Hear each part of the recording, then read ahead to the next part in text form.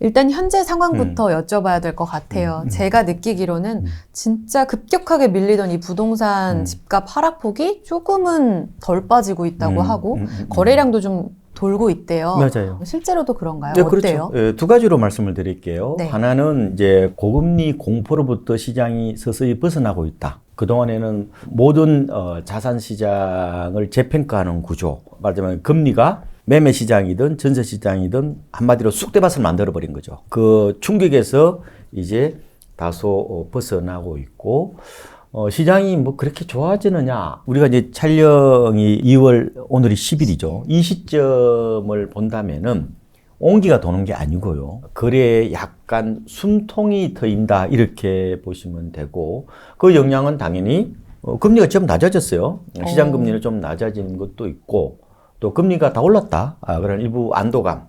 그리고 정부의 13 부동산 대책 같은 이른바 군불대기 효과. 이게 결합이 되면서 네. 거래가 소폭되고 있는 거예요. 이거는 이제 주로 모험적 투자자들이 저점 매수에 나서고 있는 겁니다. 정권도 이런 말을 합니다. 시세는 비관의 벽을 타고 오른다 이런 얘기를 하는 거예요. 이제 그런 측면이 있는 것 같고, 실제로 서울 아파트 거래량이 가장 리얼타임으로 반영되는 어떻게 보면 현장 전환 지표에 가깝다고 보는 거예요. 2022년 하반기부터 500건에서 많아봐야 한 800건 정도 됐어요. 월별 거래량이 1월에 1000건이 넘었습니다. 물론 많은 수준은 아니야. 옛날에 많을 때 15,000건 이래야 되니까 시장이 어느 정도 뭐 좀 온기가 돈다고 그러려면은 월간 기준으로 한 2,000~3,000건 정도는 돼야 될 것 같다. 그래서 여전히 지금 매수자들은 뜸을 들이고 있는 거고, 조금 성격이 급하신 분들, 이분들이 낙폭 과대 지역을 중심으로 선별적으로 매입을 하는 뭐 그런 양상이다. 그래서 시장에서 항상 모험적으로 움직이는 분들은 실수요보다는 뭐 거의 투자 수요들이 좀 먼저 움직일 수도 있겠다. 뭐 이렇게도 보고 있고, 지금은 전반적으로 보면 어쨌든 간에 최악의 국면은 좀 벗어나는 게 아니냐 하는 그런 희망이 조금 섞여 있다 이렇게 보는데, 이거는 약간 나중에 말씀을 드리겠지만 조금 불안해요. 과거에도 이런 비슷한 사례가 있었거든요. 다시 이 충격을 받고 규제 완화 효과로 올랐다가 그 위에 계속 또 빠지는 그런 경우도 있었기 때문에 그래서 더 헷갈리는 거예요. 그래서 여러 가지 과거의 사례를 통해서 앞으로 어떻게 해야 될 것인지에 대해서 좀 나름대로 제 나름대로 어떤 그런 시선을 좀 제공하려고 하는 겁니다. 안도할 순 없지만 숨통은 트이고 있다. 그런데 제가 또 뉴스를 봤을 때는 아직까지 힘들구나라는 생각이 드는 게, 정말 전국의 아파트 미분양 물량이 이젠 7만 호를 넘었다. 뭐 위험선 이런 뉴스들 너무 많이 쏟아져가지고 미분양 상황이 진짜 역대급으로 안 좋구나라는 걸 또 체감해요. 이게 부동산 시장에 끼치는 영향은 어때요? 미분양은 말씀하신 것처럼 부동산 시장의 어떤 또 다른 밑바닥 지표죠. 미분양은 뭐냐면은 이게 수요자보다 결국은 공급이 많다는 거예요.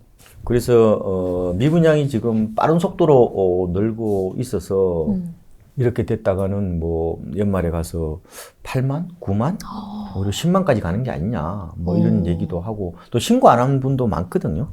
이미 10만을 넘은 게 아니냐 이런 분석까지도 나오고 있어요. 그만큼 지금 시장은 좀 흉흉하다 말씀을 드리고 싶고, 다만 제가 이제 그 통계를 내보니까 93년부터 28년 동안 미분양의 평균이 한 7만 5천 가구 정도가 돼요. 아직은 거기에 조금 못 미치고 있다 이렇게 보면 되고, 문제는 증가 속도가 너무 빠른 게 문제죠.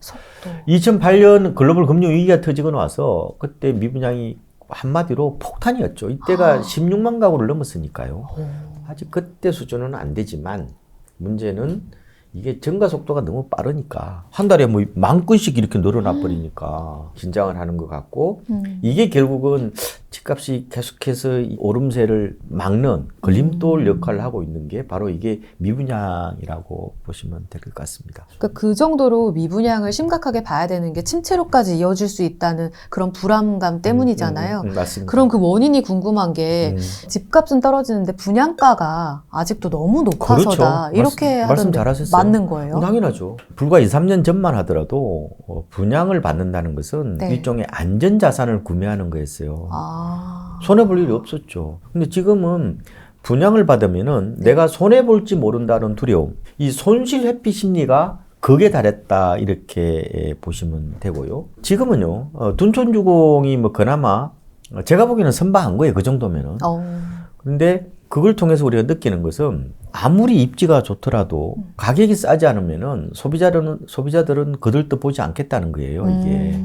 지금은 입지 시대가 아니라 이게 바로 가격 전쟁 시대입니다. 왜 그러느냐? 아니, 내가 분양을 받는다고 생각해 봐요. 그러면 입주 단계에서 만약에 분양가보다 더 떨어지면 어떡할 거예요? 마피 나오면 어떡할 거예요? 거기에다가 내가 이제 분양 계약을 하잖아요? 그러면은 이게 준공까지 보통 2, 3년 걸리잖아요? 옛날에 금리가 2%였어요. 지금 많을 때는 10%까지 됐단 말이에요, 이게. 그러면은 그 금리 부담만큼 분양가를 깎아달라는 거죠. 근데 문제는 건설사는 어떻게 되느냐? 이거 땅을 옛날에 사놓은 거거든. 그렇죠. 그들의 입장이 있죠. 그러니까 이게 결국은 소비자들하고 결국 공급자의 어떤 그런 불일치? 이게 결국은 미분양 폭증으로 이어지고 있다 이렇게 보죠. 모든 것은 다 집값이 급락하면서 생긴 일입니다. 근데 사실 집값 진짜 많이 떨어졌습니다. 이런 것도 언론에서 많이 다루고 많게는 30%? 크게는 그렇게 빠졌다는 곳도 있대요. PIR이라고 많이 들어보셨죠? 말하자면 내 월급을 다 모아가지고 집 사는데 몇 년 걸리냐 이 얘기잖아요. 그거는 얘기 많이 들어보셨죠?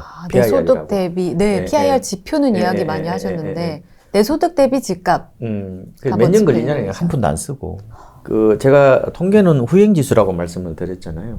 KB에서 이제 아파트 담보대출을 가지고 한 거예요. 이거는 굉장히 어떻게 보면 정확할 수 있어요. 근데 이게 작년 3분기입니다. 통계가 늦어요. 아직 업데이트가 안 됐어. 서울이 14.5배예요.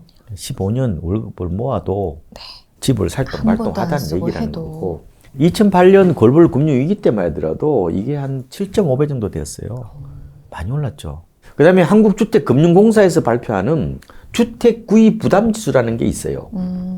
이게 이제 중위소득 가구가 이제 대출을 받아서 중위 가격의 주택을 구입할 때 뭐 여러 가지 뭐 대출 상환 부담을 나타내는 지수라고 그러는데 좀 어렵죠. 근데 이게 결국은 뭐냐면은 소득에 대비해서 집값이 많이 오르면은 이게 올라가요. 그런데 이게 서울 기준으로요.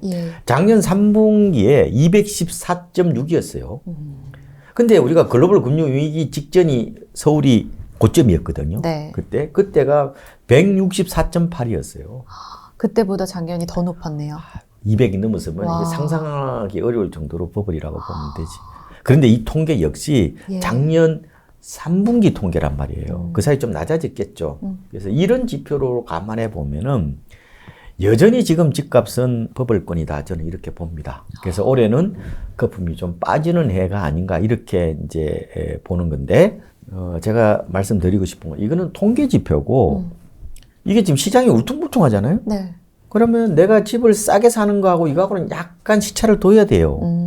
그걸 오늘 제가 집중적으로 말씀을 드리려고 얘기를 하는 후에 거예요. 아주 중요한 게 쏟아질 것 같네요. 중요한 얘기입니다, 그게. 지금 말씀하신 대로 PIR이 14.5배면 저도 서울 살지만 서울에서 내 월급 아무것도 안 쓰고 돈 모아서 14년 뒤에 내 집을 겨우 마련할 수 있다는 말씀이신 거잖아요. 이 암담함이 결국은 어떤 현상이 나타나냐면은 요새 MZ세대들이 이 명품에 올인하는 이런 현상들이 나타난단 말이에요.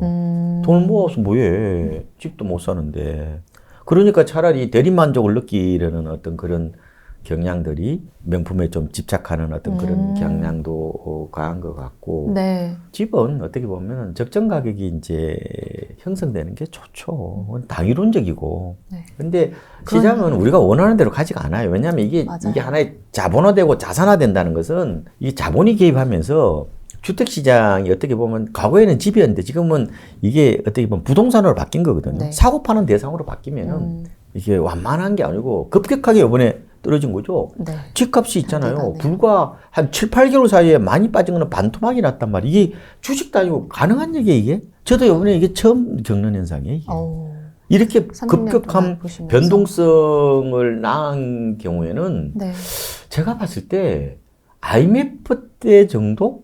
그 요번에 저는 IMF 때는 국가가 부도난 거니까 좀 너무 좀 살벌하잖아요. 저는 그래서 이번 사태는 2012년 지금부터 약 10년 전 네. 그때 하우스부 사태하고 2008년 글로벌 금융위기를 섞어놓은 거다. 너무 빠른 속도로 집값이 급락했다. 이게. 그러면은 이런 상황에서 앞으로 직장인들이 정말 내 집 마련할 수 있는 시기가 올 수 있다고 생각하시는지. 연착륙이 이제 경착륙이었잖아요. 여기서 완만해지면 그런 시기가 또 오고 기회가 올 수 있는 거예요. 세상을 어떻게 보느냐에 따라서 달라집니다. 비관론자보다는 네. 장기적으로 합리적 긍정론자가 최후의 승자가 된다고 봅니다. 그러니까 세상에 보면은 지금 좋은 일이 없잖아요. 그렇지만 네. 너무 그쪽에 빠지지 마세요. 저는 개인적으로 우리가 뭐 힘들다 하지만 너무 부정적인 측면만 보지 말고 그래도 거기서 희망을 찾고 그래야 되지. 제가 꼭 드리고 싶은 거는 네. 한때 뭐 헬조선도 있었죠. 그 사람들도 다 뭐 살았잖아요. 그래서 물론 여기에서 상대적 박탈감 그리고 앞날이 캄캄하고 이런 것들은 다 이해해요. 기성세대 입장에서.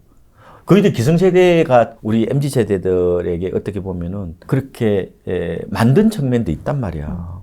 기성세대의 이기주의 때문에 어떻게 보면은 젊은 세대한테 희망의 어떻게 보면은 끈을 제대로 못 만들어주는 어떤 그런 측면이 있는데 그런 걸 다 어쨌든 이해를 하더라도 너무 절망에 빠지지 말고 희망의 끈을 가져가고 그리고 세상은 항상 부정론자들이 만드는 게 아니라 합리적인 낙관론자. 무조건 근거 없는 낙관론자는 안 돼요. 항상 합리적인 낙관론자들이 저는 세상을 만들어 간다. 뭐 그런 측면에서 조금 희망을 가져보고 열심히 살아야 되죠. 맞습니다. 제가 절망하고 있는 저한테 회초리를 주신 것 같아서 가장 중요한 또 게 깨닫게 되네요. 합리적 낙관주의자가 네. 최후의 승자가 된다. 이 시장에만 지금 28년, 29년 거의 30년 동안 긴 시간 동안 정말 부동산 시장 흐름을 봐오셨잖아요. 나는 부동산 시장에서 보니까 이건 정말 중요하더라 라고 느낀 한두 가지가 있으시다면 꼭 집어서 좀 알려주세요. 저는 무조건 싸게 사는 거. 지금은 아까 가격 전쟁이라고 말씀을 드렸잖아요. 네. 그래서 제가 이런 말씀을 드리는데 무조건 싸게 사라. 그리고 또 싸게 사라. 이런 말씀을 드리는 거예요. 왜냐? 개인이요. 상황에 무력합니다. 그래서 어떻게 할 거냐. 네. 내가 미래의 리스크를 피할 수 있는 방법, 미래의 리스크를 줄일 수 있는 방법은 뭐냐? 싸게 사는 거예요. 그래서 제가 이런 말씀 드리죠. 마켓 타임머가 되기보다는 마켓 타임은 뭐예요? 시세를 잘 포착해가지고 포착해서 뭐 싸게 뭐 사는 거겠죠. 네. 근데 그거보다는 저는 박앤헌터 헐값 사냥꾼이 되어라는 거예요. 왜냐? 그동안 집값의 가장 큰 악재가 고금리였잖아요. 네. 이제 금리 다 올렸어요. 올려봐야 뭐 한 번도 올릴지는 모르겠어요. 그건 뭐 대체적인 전문가들 얘기는 아니고 거의 금리가 지금 정점에 왔다는 얘기는 그건 대체적인 얘기예요. 네. 그렇다면 앞으로 변수는 뭐예요? 앞으로 역전세난, 그 다음에 경기 침체 두 가지 변수인데 지금은 큰 변수가 사라졌기 때문에 국지적으로 어떻게 싸게 살까에 대해서 고민해야 될 때지 지금은 타이밍을 저는 잴 때가 아니라고 보는 겁니다. 그래서 제가 이런 말씀 드리잖아요. 지금 싸게 사는 방법은 널려있다. 첫 번째, 거건 매물, 분양. 그 다음에 분양권. 분양권 거래가 되잖아요. 마피 이런 것들 얼마나 많은데, 마피 분양권. 그리고 마지막으로 경공매. 그런 방법들이 널려있기 때문에 네. 지금은 그게 다 뭐예요, 다? 그게 다 싸게 사는 거예요. 싸게 사는 방법들. 어떻게 하면 내가 싸게 살까에 대해서 고민하고 또 고민하는 그런 게 돼야 되지.